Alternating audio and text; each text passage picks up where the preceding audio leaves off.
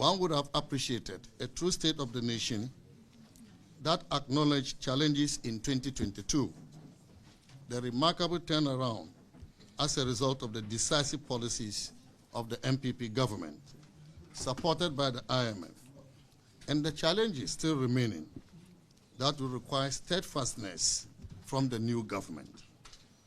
And when this is backed by a clarion call by the President to Ghanaians to support him and his new government to consolidate the gains, you would have had consensus across the political divide to drive the Building Back Better agenda for Ghana. But what did we get from the President?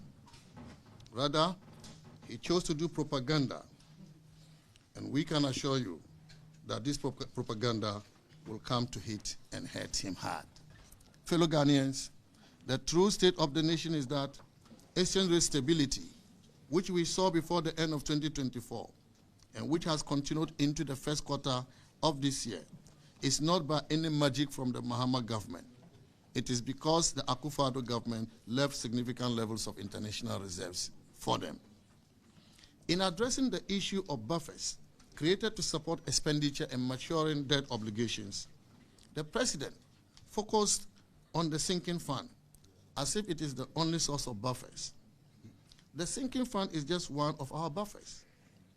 At each point in time, the government designates some accounts for buffer and for purposes of special payments. In the last 8 years, such accounts included the sinking fund, the Eurobond proceeds account, the IMF proceeds account, and the Treasury Main 2 account.